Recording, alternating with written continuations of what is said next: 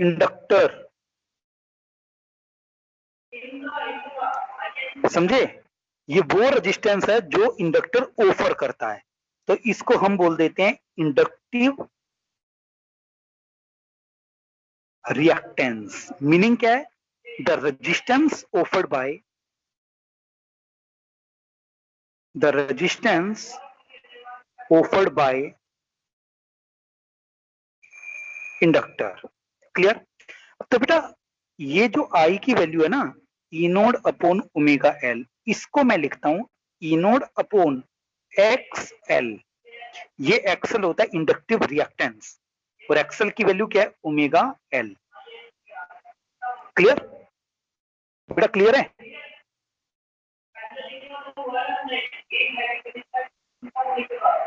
Ayush? Okay. अच्छा, अब मेरा क्वेश्चन है तुम लोगों से, एक्सएल की वैल्यू क्या है? Omega L. एक्सएल क्या होता है? रेजिस्टेंस या रिएक्टेंस? Inductive, inductive reactance. चलो भाई, अब एक क्वेश्चन बताओ।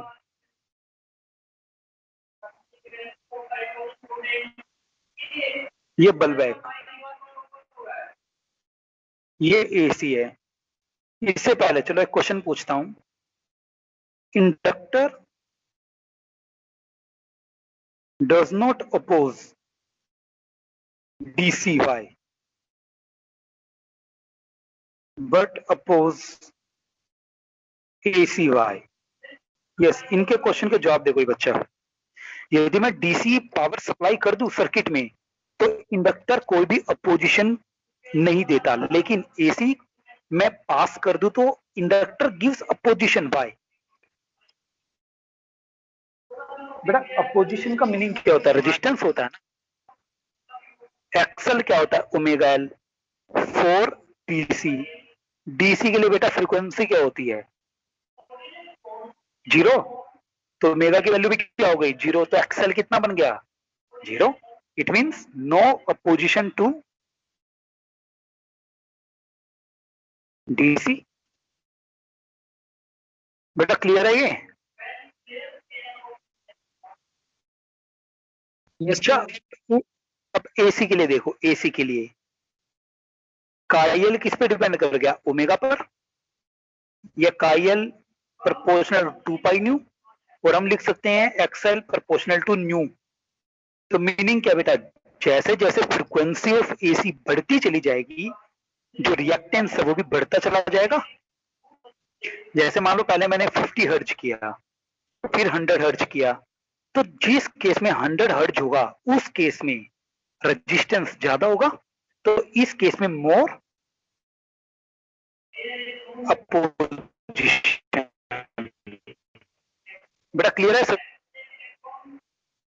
Yes sir. यदि मैं आप लोगों को कहूं कि एक्सेल वर्सेस न्यू का ग्राफ बनाओ, कैसा आएगा?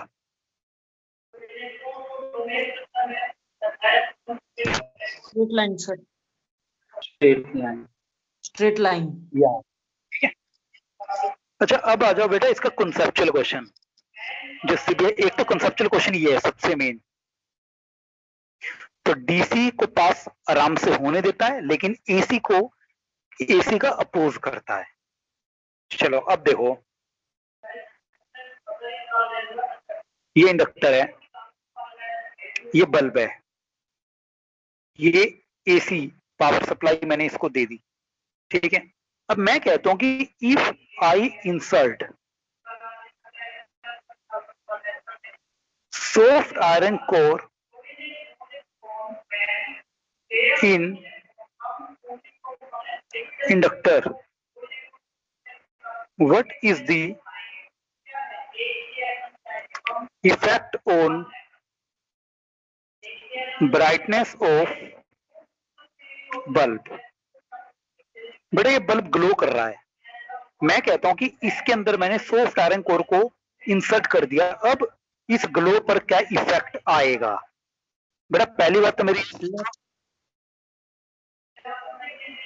ग्लो, सुनो सुनो, ग्लो इसे बोलते हैं ना हीट इफेक्ट, आई स्क्वायर आर टी।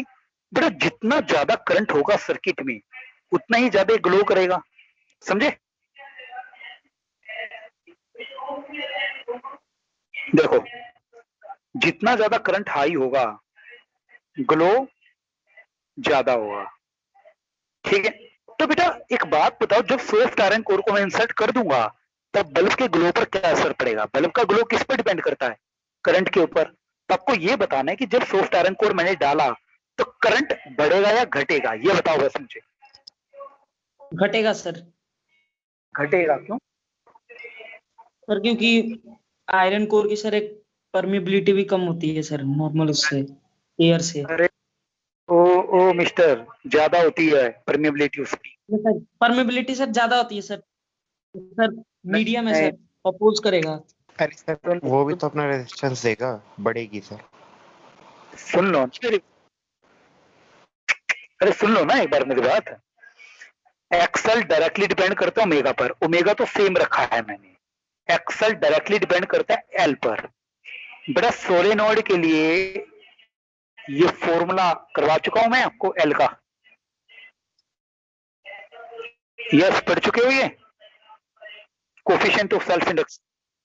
अच्छा एक बात बताओ, मैंने आपको बोला था यदि कोई मीडियम है ना, मीडियम, तब न्यू आर से मल्टीप्लाई कर देते हैं, या यहां पर हम लिख देते हैं न्यू।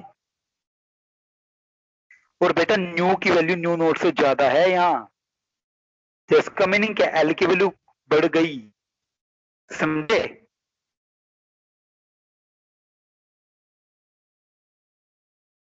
यश बेटा सॉफ्ट आयरन कोर मैंने लिया है ना, तो ये न्यू क्या है? Permeability of soft iron core. Vacuum में न्यू नोड है, सॉफ्ट आयरन के केस में न्यू है। और बेटा न्यू की वैल्यू न्यू नोड से हाई होती है।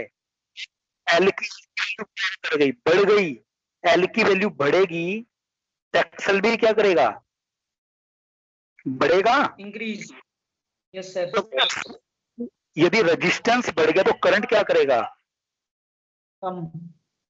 कम। तो ब्राइटनेस क्या हो जाएगी?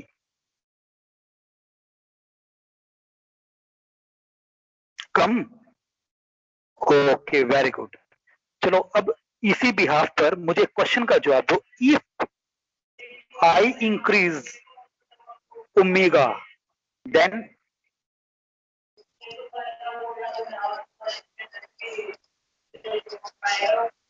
यदि मैं ओमेगा को इंक्रीज कर दूं तब ब्राइटनेस बढ़ेगी घटेगी?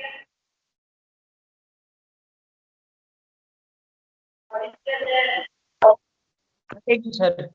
वेरी गुड, क्योंकि एक्सल डायरेक्टली डिपेंड करता है ओमेगा पर।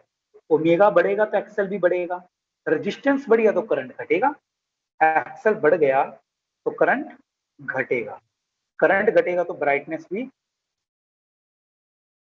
कम होगी। क्लियर? बेटा सभी को क्लियर है ये? सर अरे और तो बोल लो कोई, गौरव।